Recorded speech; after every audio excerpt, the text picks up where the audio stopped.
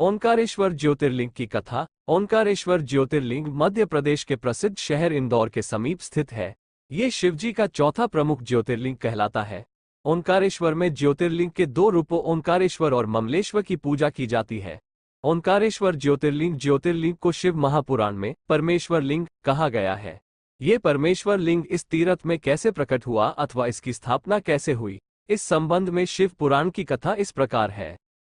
शिव पुराण में वर्णित कथा। एक बार मुनिश्रेष्ठ नारद ऋषि घूमते हुए गिरिराज विंध्य पर पहुंच गए। विंध्य ने बड़े आदर सम्मान के साथ उनकी विधिवत पूजा की।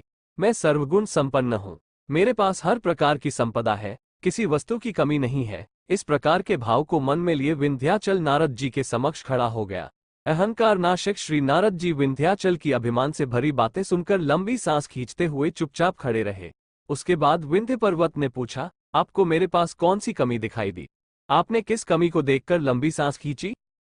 नारद जी ने विंध्याचल को बताया कि तुम्हारे पास सब कुछ है, किंतु मेरु पर्वत तुमसे बहुत ऊंचा है।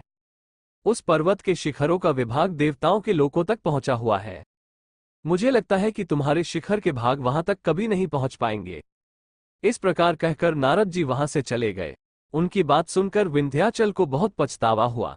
वो दुखी होकर मन ही मन शोक करने लगा।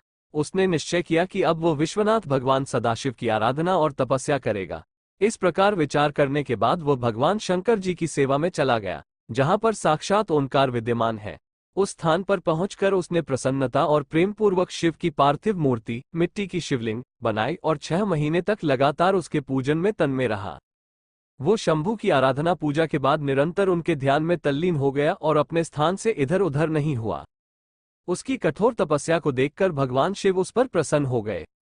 उन्होंने विंध्याचल को अपना दिव्य स्वरूप प्रकट कर दिखाया, जिसका दर्शन बड़े बड़े योगियों के लिए भी अत्यंत दुर्लभ होता है। सदाशिव भगवान प्रसन्नतापूर्वक विंध्याचल से बोले, विंध्य, मैं तुम पर बहुत प्रसन्न हूँ। मैं अपने भक्तों को उनका अभीष्ट वर प्रदान करता हूँ, इसलिए तुम वर मांगो। विंध्य ने कहा, देवेश्वर महेश, यदि आप मुझ पर प्रसन्न हैं तो भक्तवत्सल हमारे कार्य की सिद्धि करने वाली वो अभीष्ट बुद्धि हमें प्रदान करे। विंध्य पर्वत की याचना को पूरा करते हुए भगवान शिव ने उससे कहा कि पर्वतराज, मैं तुम्हें वो उत्तम वर बुद्धि प्रदान करता हूँ। तुम जिस प्रकार का काम करना चाहो वैसा कर सकते हो। मेरा आशीर्वाद तुम्हारे साथ है। भगवान शिव ने जब विंध्य को उत्तम वर दे दिया, उसी समय देवगण तथा शुद्ध बुद्धि और निर्मल चित्त वाले कुछ ऋषिगण भी वहां आ गए।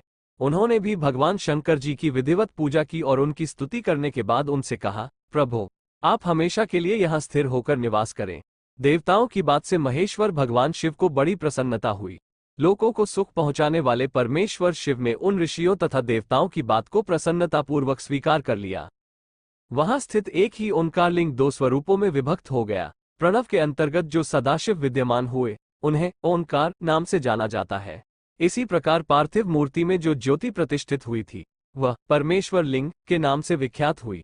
परमेश्वर लिंग को ही अमलेश्वर भी कहा जाता है। इस प्रकार भक्तजनों को अभीष्ट फल प्रदान करने वाले ओंकारेश्वर और परमेश्वर नाम से शिव के ये ज्योतिर्लिंग जगत में प्रसिद्ध हुए।